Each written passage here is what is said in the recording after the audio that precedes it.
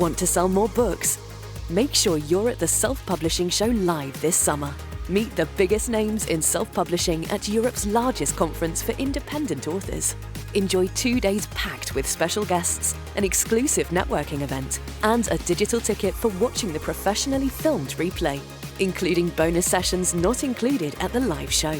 Head over to selfpublishingshow.com/tickets and secure your spot now. The Self-Publishing Show Live is sponsored by Amazon KDP.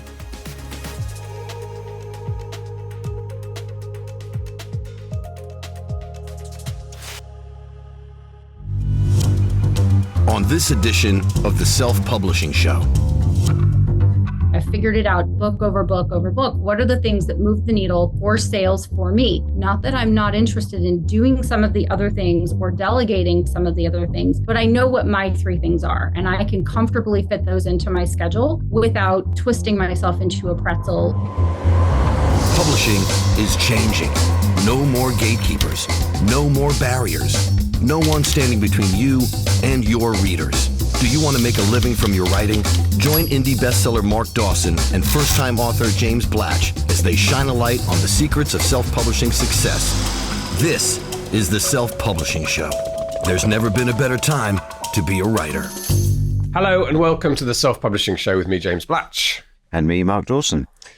Mark Dawson, we're back from London. We went to London Book Fair today, which is I was walking along Hammersmith Road, whatever it's called, to Olympia, thinking, what is this show actually about? It's huge, fills up all these hangars. And in this day and age of the internet, of forums, of Zoom calls, I can't really see why it's such a big thing for the big publishers to be there. But I don't know, you said it's meetings and deals. Yeah, I read in the booksellers one, it's been the busiest one, basically back to pre-pandemic levels. Did feel busy. A lot of deals done. I mean, just think about the right. You probably never have been in there before. If you go into the rights area where the agents sit, it is absolutely ridiculous, and it is kind of meeting after meeting after meeting, and it's very loud, very noisy. And there is something about seeing people in the flesh that you can't really replicate. Yes. Yeah, I see that. I just think it's very expensive to have stands there, isn't it? It's very expensive, yeah, absolutely. But, they're dealing in, these are multi-million pound corporations, so 50 grand on a stall at a book fair is probably not all that much to them. Yeah. But yeah, it was busy. So I did a panel with Amazon on Thursday and went out for dinner with the Amazonians on Wednesday, which was pretty good. And again, the panel was interesting. Lots of questions afterwards on the stand. It's fairly standard, kind of on your feet for 2 or 3 hours, answering questions from authors of various kinds of questions. My favourite one was a Ukrainian guy who turned up and didn't speak any English, and so I think it was one of the authors, not me, was kind of trying to answer some fairly complicated questions, and they were doing everything through Google Translate. So he'd have his phone out, and she'd be speaking into it, converting it into Ukrainian. He'd be in, then doing the reverse. And I think the bottom line was he saw Kindle Direct Publishing and thought publishing meant he could sell his rights, and so he was trying to sell rights to a book, and he didn't really understand self-publishing. Yeah. Yeah. Well, what was being offered, and I think he kind of walked away in kind of amusement at one point. But anyway. That was one. There were lots of other questions, various different levels of complexity. Usually fairly on the simple side, but it was a good one. Yeah, I mean, a lot of people get going, which brings me neatly on to our Launchpad course, which is going to be open in a week and a half, 10 days or so from now. So May the 10th, I think, is the date. It'll be open for 3 weeks. So this is the course, the foundation course. It teaches you how to build a successful platform to sell your book, to self-publish your book. So everything from your author website to uploading to KDP and getting all the blurb right, getting the cover right, putting yourself in the best position. So everything's in place so you can then start properly marketing, next level marketing, so advertising, paid ads, because there's a waste of time running paid ads if you haven't got everything else done.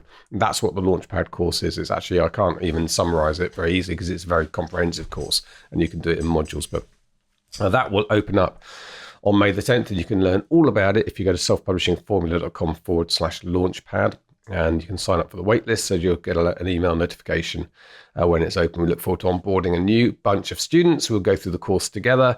Lots of support in our Facebook groups, and it'd be brilliant to have you on board if that's something you're thinking of taking that next step into the serious side of indie publishing and selling some books. I personally haven't looked back, and I'm enjoying my forays into KDP. We're doing well both for Fuse Books and for my own books this year. So, in fact, I won't do the figures out loud because they're personal to our authors, but had a good morning this morning, totting up. Very successful. I don't know if everyone's feeling this. 2023 is doing well at the moment. Advertising bang for buck is good. Getting some really low click rates on low cost clicks on Facebook for sure. Amazon ads seem to be working for us as well. So yeah, feels. I know people like to moan, don't they, on Facebook groups, but people don't often say this. But I think things are going really well at the moment, both for me personally and for our authors in Fuse. Yeah, same. It's been had a good month. I had a book out about a month ago, so that's still doing well. Yeah, I think it's been, it's not quite pandemic levels. I was talking to someone from Amazon fairly senior yesterday about how things have kind of cooled down since the pandemic. I think they saw, this is Amazon Publishing, they saw some of their authors had exceptional years, as did we, and those numbers are dipping back down to kind of where they were before. So still obviously very good, but not the kind of ridiculous sky high numbers that we saw when everyone was at home with nothing to do. But yeah, I think it's it's pretty healthy at the moment. I'm generally quite optimistic. Yeah, I do wonder if with the Facebook ads in particular, whether the recession is biting into bigger corporations' budgets and that they're pulling some of that money out of Facebook ad. That does make a difference in terms of us getting our ads served cheaper. Maybe so, but that's the thing about recessions. There's an old adage, isn't there? But more millionaires are made during recessions than during good times, boom times. So it's a time for us who we're disruptors, right? We don't necessarily rely on the mainstream economy. So yes, here you go. Right. What else we've got to say? Just want to give a plug to our Patreon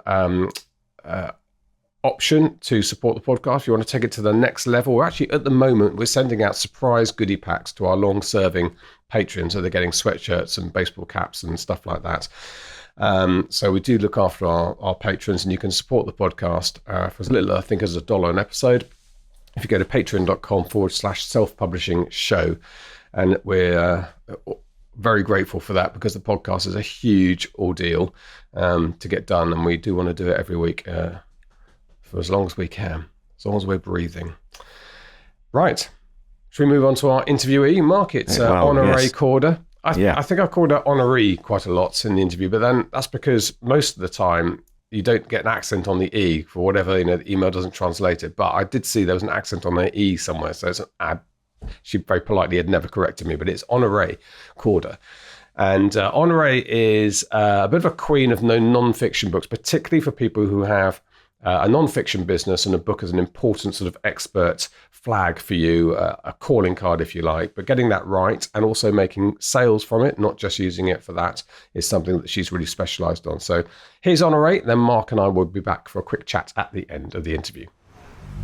This is the Self-Publishing Show. There's never been a better time to be a writer. Honoree Cordo, welcome to the Self-Publishing Show. I sort of feels like we should have had you on a long time ago. It's been a long time to get you in this seat for some reason, but here you are, so you're very welcome. I am so delighted to be with you, and I've been waiting. I've been refreshing my email for like 10 years. Yes. There you The last 30 days. Fine. We've rectified that, and here you are. So, Honoree, I think for people who don't know you, and I know a lot of people will, but why don't you introduce yourself a little bit to the Self-Publishing Show audience? Oh, delighted to do that. Thank you so much. So I have written now over 50 books. They have all been self-published, and I started self-publishing in 2004. Wow, really early days. Yeah, so I did the math in my head just then, went, oh, gosh, okay, carry the one, right? And so my main businesses now are around writing and publishing books. So I'm a player coach. I write and publish nonfiction primarily. Well, I've only published nonfiction. I'm working on fiction. And I then help entrepreneurs and aspiring authors to write, publish, and monetize their books, all in the nonfiction space. Yeah. So nonfiction is your main thing. You say, intriguingly, you're starting to look at fiction. Yes. And I think I've been talking about it as long as you've been talking about it, except you've published. Finally, I found someone who I'm ahead of. Yes, you're ahead of me, but I have so many fiction ideas, and also I'm only one person and there are only so many hours in the day. And so I haven't figured out quite how to squeeze that into my production schedule. But I know you do a lot of thinking. Yeah, a lot of thinking about publishing and self-publishing, and you've racked up. Did you? I don't know if you mentioned it just then, but I think I read somewhere 50 odd books now. Yes, yeah. So I stopped counting at 50, just so over 50. Probably tack on maybe with my most recent release 10 more on there. I was going to say 2004. Yeah. I mean, the publishing landscape, the self-publishing landscape, was very different to when it was sort of 2009 onwards in the era of the Kindle. What were you writing about then? I had a business book that I published to market my then executive and business coaching business. So It was suggested to me to write a book to differentiate myself from everyone is a coach and a speaker. And so I took that advice and wrote that first book. Sold a lot of books initially one-on-one. So legitimately to my clients, to people in my old word Rolodex, and was able to double my coaching practice, double it again, do more corporate training and those sorts of things. There was no Kindle. As a matter of fact, I didn't know I had Kindle royalties. When I first signed up, this is a fun little aside. When I first signed up for Amazon, right, to sell my books through Amazon, they said, would you like to publish this book as a digital book? And I checked the yes box. And I didn't know for years that people had been buying my books and putting it on their Kindle until one of my clients said, oh, I bought your book and read it on my Kindle at the beach. And I said, wait, what? Huh. I wonder how they did Amazon the formatting in those days. They must have done a little bit of in-house formatting on your behalf. I probably so, because it was just now I had a real formatter. I had an author friend of mine who has traditionally published many New York Times bestselling books, and he gave me his formatter. So that guy was my formatter. So when I uploaded the book, I would imagine they did a little zhuzhing, which I'm sure is the technical word. Yes, I think so. To convert it, yes, into the Kindle version. And when my client said I read it at the beach, I went in search of my royalties. I was like, okay, well, it's been a couple of years. And lo and behold, I had a significant amount of Kindle royalties that were owed to me. But back in the day, everything was switched. So we published physical, and they said, as an aside, would you like an ebook? They also said, we're not going to digitally pay you until you've made $100. Yeah. So they were sending me a check to an old address and kept getting the check returned. So by the time I logged in looking for some royalties, they were like, hey, genius, we've been trying to send you money for a few years. Here's your money. And they direct deposited a nice tidy sum into my account. And I went, oh, this could be a thing. I could do this book thing. This would be great. And that's when I started to get the idea to write and publish more books. Yeah. And that's that thing about using a nonfiction book as a kind of calling card for a coaching business or speaker business. That is still a thing. And I've got friends who do sort of motivational talks, ex-servicemen, that sort of thing. And they are told the same thing now that you were told, is that having a book is a very helpful way of, when people do that second search, they've heard your name, you've been proposed for them, and they search for you and a book comes up. It just reinforces a lot of positive reinforcement about the authority and the expert nature of them. That is absolutely correct. And even though it is now very easy to write, publish, and book in a weekend, please don't do that. But even though it is easy to do that now, being an author is the thing that sets you apart from every other person that says, I'm an expert in X, or this is how I work with people. It elevates you. It still makes you the coolest person at parties when people say, what do you do? And you lead with, I'm an author. Yeah. And everybody wants to hear about that. And even still today, it happens in real time today. Last week, I was at an event and somebody said, what's new with you? And I said, I published a book. And they were like, what? And when I'm out socially, I don't normally talk about what I do, because unless you're a book person, other people don't want to talk about that, right? We're a small group of people that want to talk about books, but I don't throw that around, generally speaking. And then when I said that, all of a sudden there was a little crowd. You published a book. Tell us about the book. This is really cool. I've always wanted to write a book. And then thus and so, right? The conversation goes on. Good. Well, I'm pleased it still has that kudos. And so bringing it more up to date, Honoree, I know you've written quite a lot about marketing in particular. I think there's a couple of areas, your two latest books that we can talk about. One is about the writing process. One is about marketing. Well, let's start with marketing. So this book is basically a kick up the backside to those of us self-publishing authors that we should be marketing our books, and this is how. That's correct. So the book is You Must Market Your Book. And I wrote the book to help all authors, though, not just self-published authors, but all authors, to recognize that the responsibility for the marketing falls to them. So they are the Tom Cruise to their Top Gun. They can't outsource it. They can't delegate it. Really, the marketing has to be done by the author. And yet, and I'm sure you see this as much as I do, there are lots of people who have lots of ideas for marketing their books, and they talk about them. And so the newer authors come to the table and think, oh my gosh, there are 400 things that I could do. And I have to do all 400 things. And how am I going to do that? A confused mind says no. So they get confused and they don't do anything, or they try to do everything.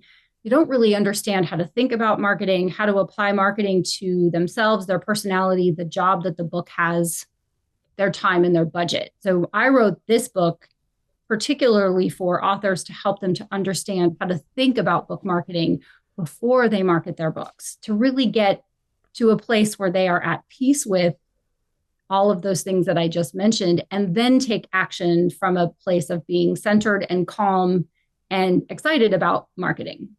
So if we talk about traditional authors for a moment, and I think lots of people listening to the show might be self-publishing, but would still not say no at all to somebody coming along and saying they'll publish for them. Those days of them sitting back and having black and white pictures taken of them smoking in a roll neck, whatever authors did in the 1960s, that's kind of over now. You have to be thinking still during the day about marketing. I mean, what can they do? Well, they first can figure out what their personality is. What type of person are they? Are they an extrovert or an introvert or an ambivert? That's going to inform and influence whether they feel like going on a book tour and being on lots of airplanes and bookstores and those sorts of things, or if they're an introvert and they can customize their book marketing. The second thing is, what is the job of the book? So again, my expertise is nonfiction. So I'm coming from the place of, is the job of the book to get you consulting gigs, speaking engagements, sell your courses, what you want to stage, right? Like get you coaching clients. What's the job of the book? And then how much time do you have and how much money do you have? So I was listening to your episode with the gentleman from Reedsy about Amazon ads. And you were talking all about, boy, it's a lot of work to go in and figure out which books, ASINs, and which keywords and all of those things. So if you're working a full-time job, if you're working 40, 50, 60 hours a week, do you have all of this time to go do all of those things? Maybe, maybe not. So figuring out those 4 filters first, and then saying, okay, based on that, what are my options? Where should I focus my time and energy with what I have? And my advice is to drill it down to just a couple of things, 2 or 3 things. I have 3 things that I do to market my books. I don't have 400. I have 3. I figured it out, book over book over book. What are the things that move the needle for sales for me? Not that I'm not interested in doing some of the other things or delegating some of the other things, but I know what my three things are, and I can comfortably fit those into my schedule without twisting myself into a pretzel or making myself feel overwhelmed or stressed out. And can you tell us what those three things are? I can, yes. So the first thing is being on podcasts. Hi, James. Hello. Here we go. We're helping out. Yes, you are. You're doing amazing. The second thing is I have a high content email that I send out daily, and it's bite-sized pieces for people who want to learn the crafting, writing, publishing, marketing, launching part of the book process. So one little piece of information at a time. And then if somebody doesn't want a daily Monday through Friday email, I have just a Saturday recap. So some people like the daily emails, some people like the daily recap, some people like both. And then on Sundays, everybody needs a nap, right? So we rest. And so that daily content email gets shared and my list grows because it is all meat and a little bit of vegetable, right? So all meat, something that people can take to their writing bank right away and apply to their writing business. And then if I have something else going on, if I'm on an interview or I have a course or something like that, I'll throw something like that in, but it is never beating someone over the head with what else I have to sell, because I believe in attracting, not recruiting, right? In my own personal business. Yes. And then the third thing is, because of the other work that I do, which is helping people to write and publish and monetize their books, and I offer a service for that. The third thing that I do is meet people. I leave my house, much to my introvert's chagrin, right? So I would never leave home if I didn't have to. But I have found that getting in the presence of people, breaking bread, having a cup of coffee, and having a discussion is the thing that moves the needle for me. That sells books for me, and that sells my services. And those are the three things that I have time to do, in addition to continuing to write and publish books, so that I am still on the field, James, because every single time I publish a book, and this year I've published 2, really 3 if you count the companion. If I did also I Must Market My Book. So 3 books, and each one of those had its own unique challenges and own unique learnings. And so if I'm not in the process, then I can't talk about a book I published in 2016, right, from an expertise perspective, because so much has changed since then as well, if all that makes sense. The email sounds like it's labor intensive, the daily email, high content. Do you batch this process? I do. Yes, I do. And I also am to the place where I have figured out what the life cycle is of a learner for me. So someone who comes into my ecosystem and just wants to learn, or they want to learn via courses, or they want to learn via engaging me at a different level. And so I repurpose those emails now that I have written them over a course of time. So I set out on a journey to write this daily email, and every week I would sit down and write 5 days of content with the links, with the resources, with the suggestions, with the other books to read. Now I'm enjoying the fruits of my labor. Now I get to just, again, judge them. I get to go in and edit them and make sure that they are still accurate and correct and providing the up-to-date information, but I'm not really writing from the blank page. So, phew.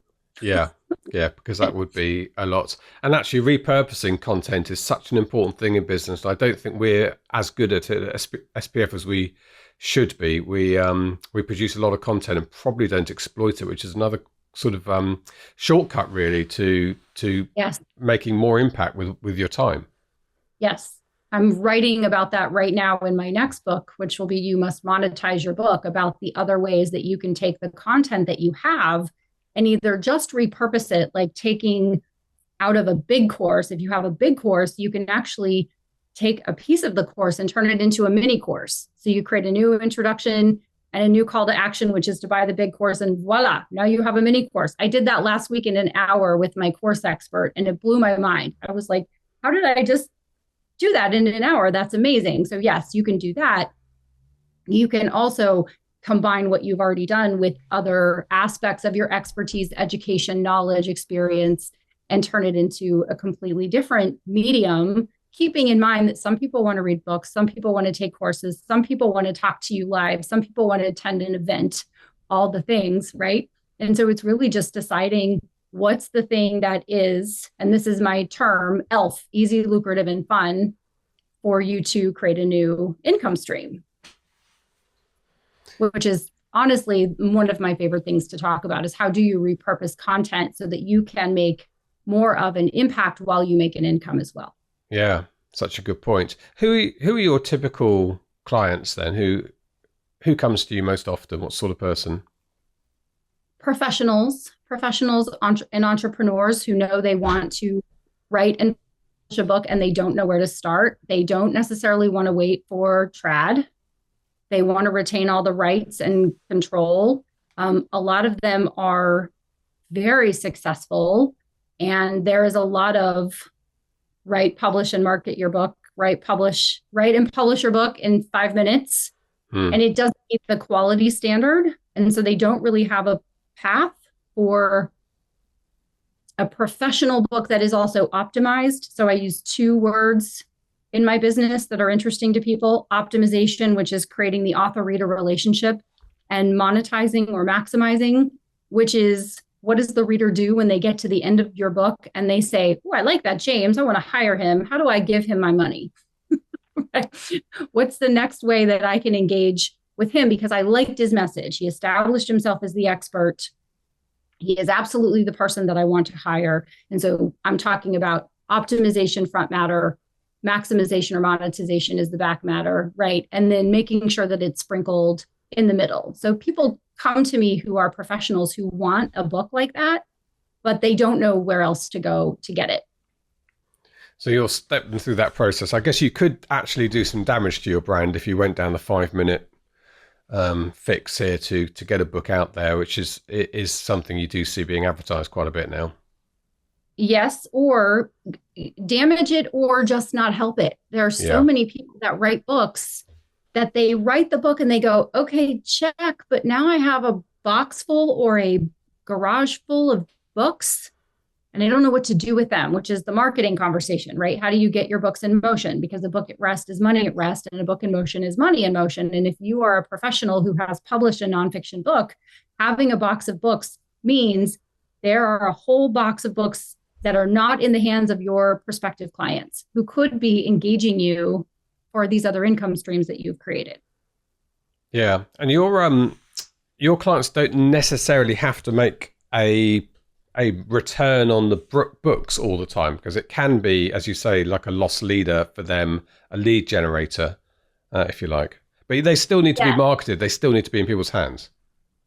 That's correct. And my goal is for them to also earn an income from royalties, unless they don't care about that. Some of the authors that I work with are not interested in book royalties. They don't even publish it on Amazon. They get physical copies of their books and they pass them out like they're candy on Halloween evening to get new business. Because when you think about what's the value of a client for a coach could charge $25,000 a year for coaching. So do they really care about 70% of a $4.99 book? They don't. They want to give you the book and have you say, I'm the client, I'm the person that you want to hire. And so we engage. So it depends on, there's a bit of marketing strategy. Obviously, there's a lot of marketing strategy that goes into each book that I work on, because it depends on the outcome that the author wants. Do they want book royalties? Do they want multiple streams of income? Are they trying to find their ideal client? All of the above or something else. Yeah. Right. Sometimes it's just a legacy. Sometimes my clients just say, I want to tell my story so that my grandchildren know what I built this for. Yeah. Here at SPF Towers, we're very focused on making money from books, on the commercialization process for books, and not so good at that latter thing of doing a calling card book that doesn't necessarily need to make money. So when you come to making money as well, I mean, the sort of things that we talk about, paid ads and so on, is this the sort of thing that you drive people towards? I suggest that they look at it if those last 2 qualifiers are something that they have, right? If they have the time to look into it and the money to pay for it, or they don't have the time because they have more money than time. And so then they can hire someone to handle that process for them for whom that is their thing, right? Like I have learned Amazon ads several times over the years, and those buggers keep changing what they're doing. So you have to keep learning.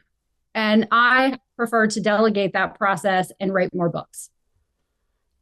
So yes. So it's an interesting question, right? What do you do if you're new and you don't have time or money, or you have time and not money? Then perhaps you need to carve out some of that time to learn. Because I was just hearing Mark say Facebook ads and Amazon ads work together. They both have a separate function for your book discoverability, and they both work in different ways.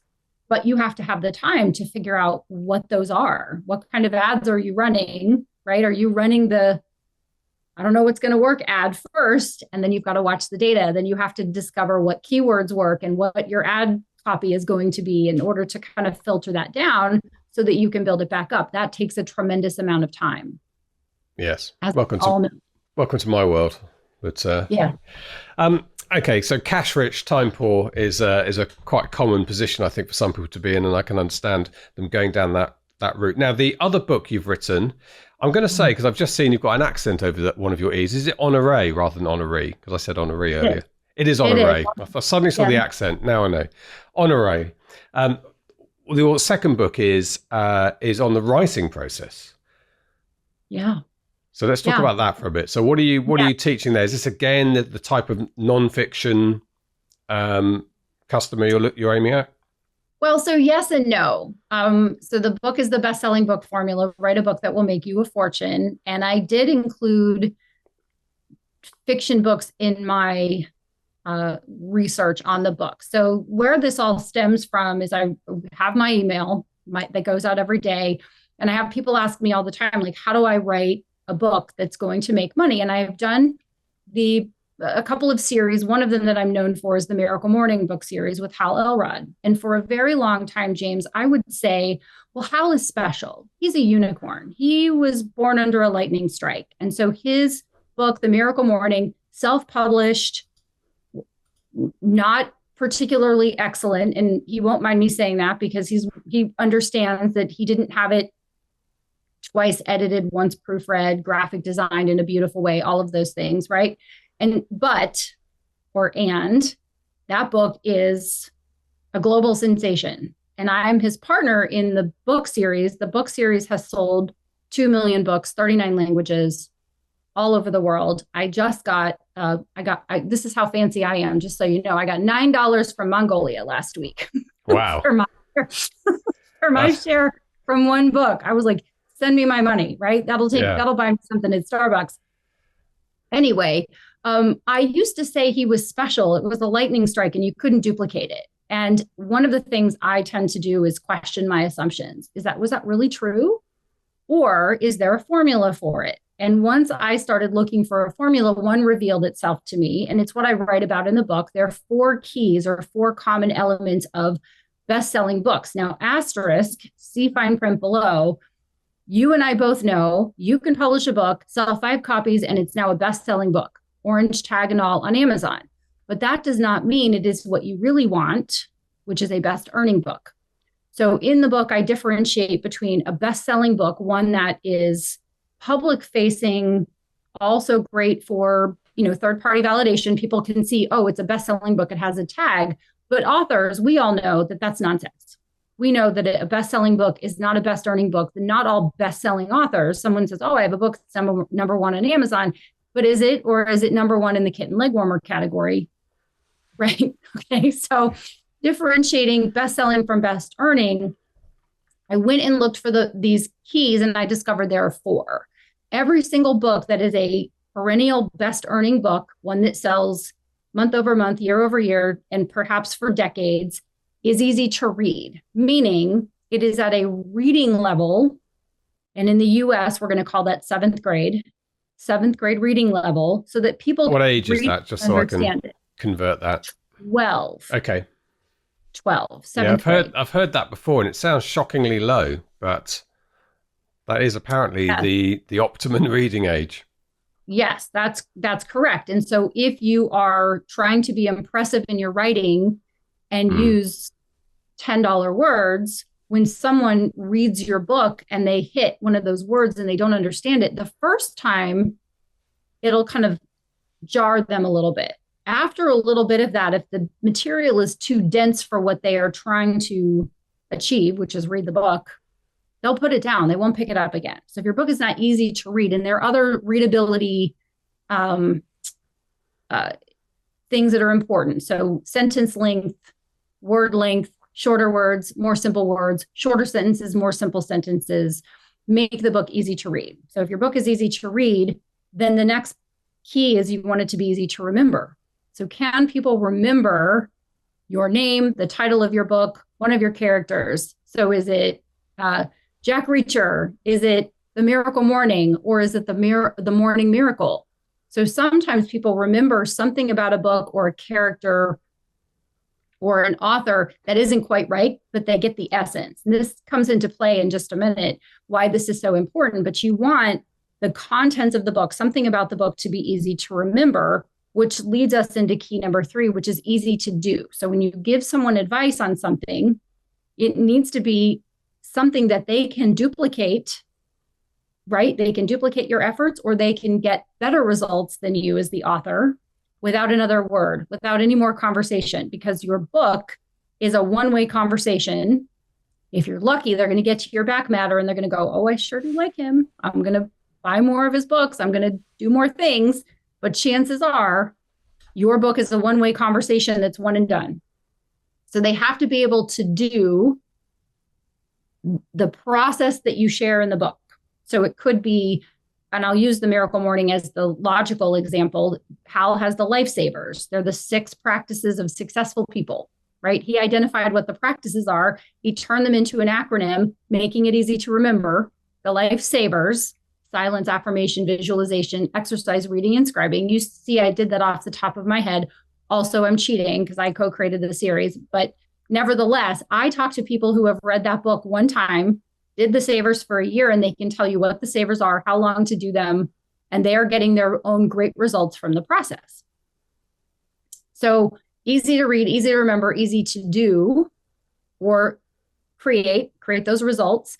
And then finally, this brings us to the last key, which is easy to share. Your book has to be easy to remember for people to share. They have to be able to remember the author's name, the title of the book, something about the book, so that they can share it with other people. Because, and you're going to back me up on this, the number one way people discover a book is through recommendation.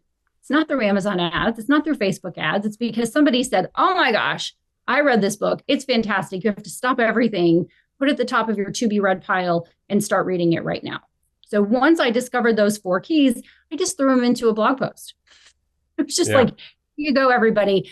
And one of my mastermind members, I host the Empire Builders Mastermind, and he's a ghostwriter. So he writes a lot of books. And he said, I wish I knew about this. Why have I never heard of this? And I said, well, I made it up. I analyzed all the books and I figured out what the common elements are, and I made it up and I put it in the blog post. He said, you should write a book about it. So that's how the book came to be, as I really dove into, okay, is my assumption about my assumption correct?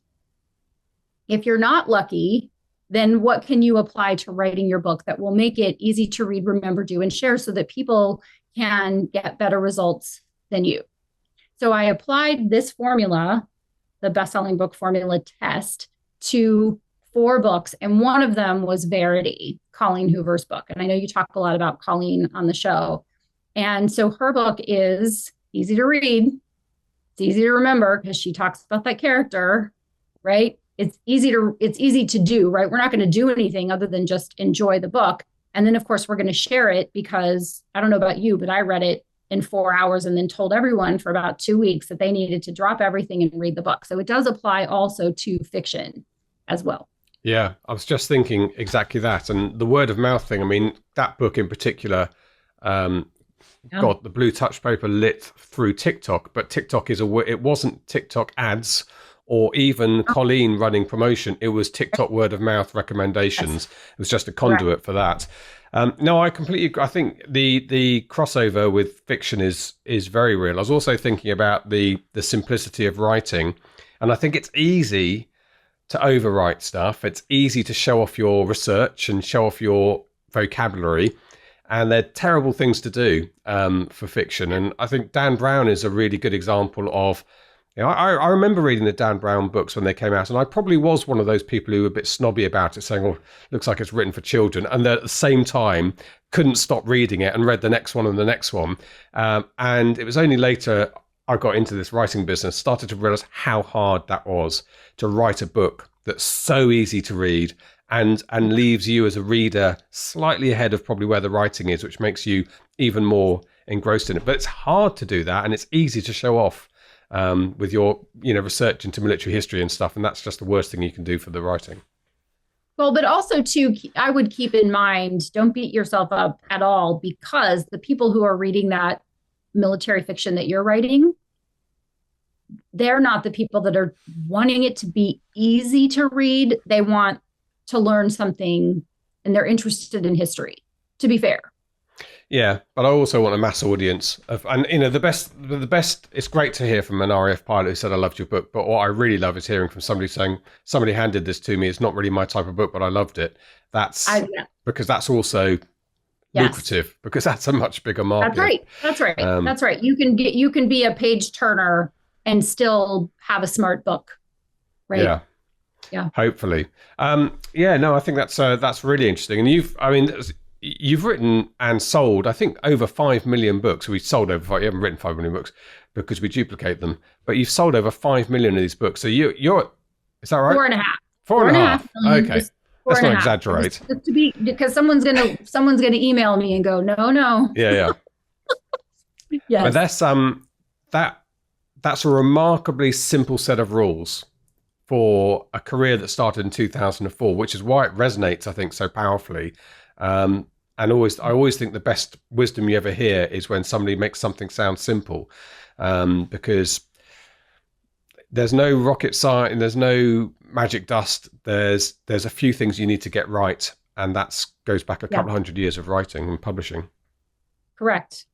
And also, the more you write, the easier it gets to write. It's like anything else, it's building a muscle. It's not very hard. Probably you found your first book a little harder than your second, for sure, and it'll be easier as you go on. So the more you write, the more you sell, the more you sell. Once you get into the rhythm of anything, you're going to build that muscle and become more successful faster and easier. For sure. So these 2 books, your latest 2 books, where can people find them, and just remind us of the titles? Thank you. So You Must Market Your Book is Amazon and also almost everywhere. So I'm going wide. And then the best-selling book formula is wide. It's everywhere books are sold. Honoree Cordo. And you said about keeping things simple. I do know every now and again I see an author name that I can't pronounce or even read on the front of a book, and I think it shouldn't matter, but it does to me. It sort of feels like it does matter if it's a simple thing that somebody can't really. When there's a very funny TikTok this woman did of reading a fantasy book where you come across the surnames you've never really worked out how to pronounce, and you mush them in your silent internal reading. Blah, blah, blah. Yeah. He's going to trugger, and that's kind of how we read the books. And I do think if you've got a complicated surname, slightly unusual one that you have to tell people how to pronounce it, change your name for the front cover of a book, because it's I do find it hard to recommend something and you can't say the names, but sort of what you are hinting at, that keep it simple and easy to talk about.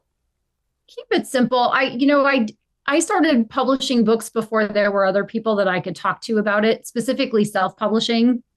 And so I didn't really go to someone and say, my name is difficult or my name is unique. Should I change it or should I use my initials? I just published it under my name.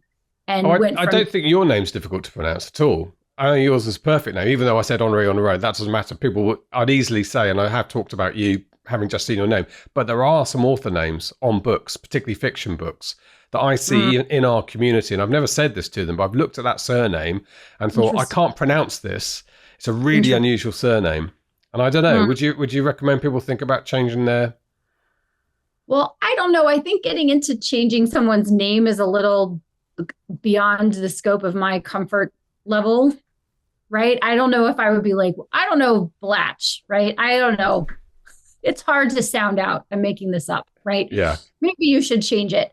However, you do raise a good point. And if someone came to me and asked me if they should change their name, maybe make it easy. I think it's why when people come to the US from any country where they don't have an alphabet, where they have characters. So like, the Asian countries, they come and I'll like go to a nail salon and I'll say, what's your name? And they're like, Sue. Yeah. And I'm like, no, honey, what is your name? I want to address you properly. But I think that's probably why, because their birth name is difficult. It would be difficult for me to pronounce. And people couldn't spell it. And it's the same when you go to Benihana and your chef is called Jim or Pete, and you think that's probably not your name.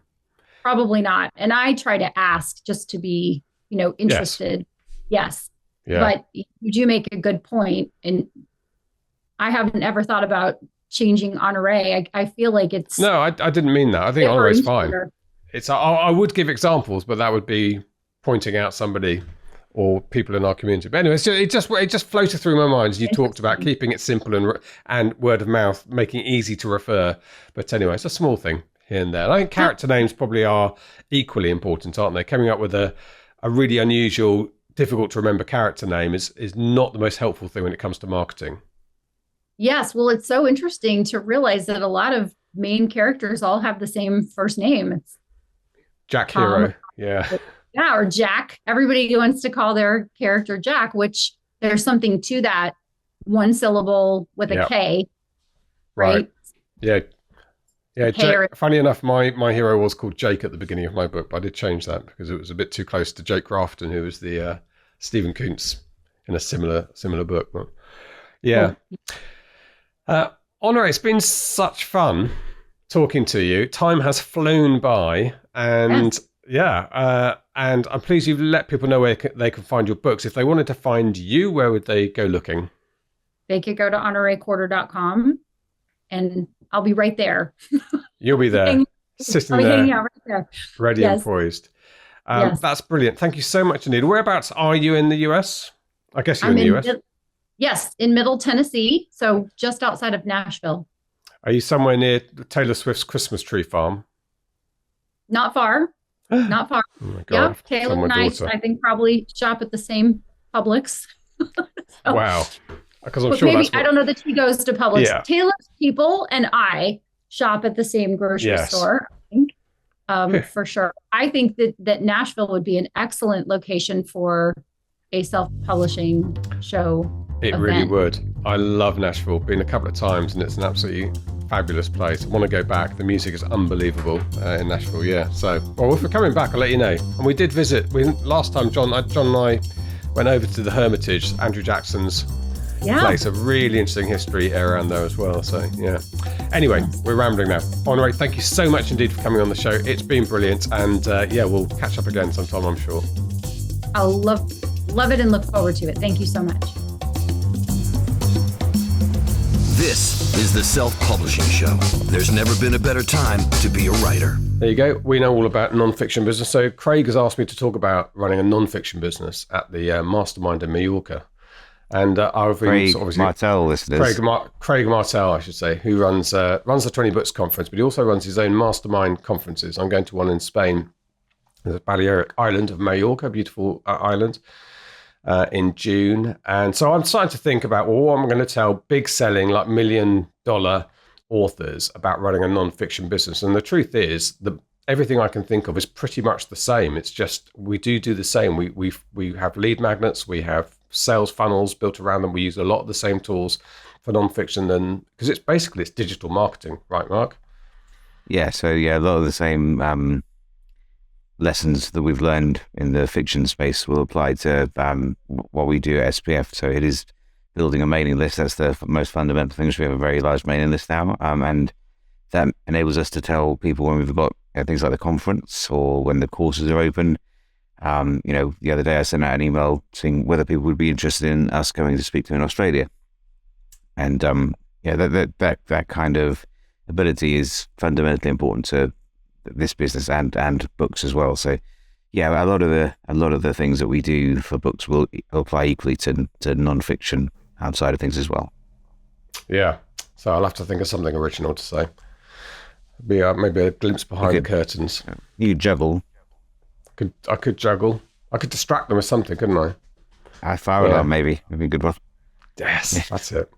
Unemploy somebody. I'll get one of the waiting staff to start the fire alarm sprinklers. Oh, I had such a good session for you. But anyway, it's sunny, so let's go outside. Good. Yes, actually, I'm going to Mallorca in a week and a bit, and it's going to be 25, 26 degrees, which is, I guess, 80 something in Fahrenheit. And it's been so bloody miserable in this country this year. It's been cold. Every day's cold. Even if it's blue sky, it's cold. And I'm getting to the point now of being angry about it. We're supposed to go on a test, because I'm going cycling, because we're going on like a test ride tomorrow, but I'm not going out in 9 degrees. It's freezing on a bike in 9 degrees. So I'll do a run instead. But I'm just, I've sorted out, Mark. You must know people. I was in New York on Friday and there was 31. So it was but that was unusual. But then it was like in the 20s Saturday and Sunday, which is quite nice. So 31 is approaching 90, isn't it? I think 32 is 90 or something like that. But yeah, it was really hot.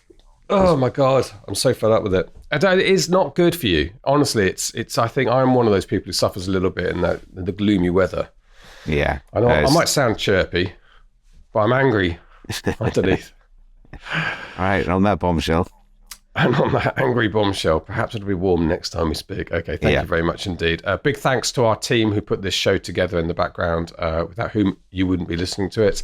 And thank you to Honoree Corder for joining us. It's been far too long not hearing from Honoree on this show. And thank you, Mark. We will be back next week. Don't forget, you can find out more about the Self-Publishing Launchpad course, formerly known as Self-Publishing 101, at selfpublishingformula.com/launchpad. Right, all that remains for me to say is it's a goodbye from him. And a goodbye from me. Goodbye. Goodbye. Get show notes, the podcast archive, and free resources to boost your writing career at selfpublishingshow.com. Join our thriving Facebook group at selfpublishingshow.com/Facebook. Support the show at patreon.com/selfpublishingshow. And join us next week for more help and inspiration so that you can make your mark as a successful indie author. Publishing is changing, so get your words into the world and join the revolution with the Self-Publishing Show.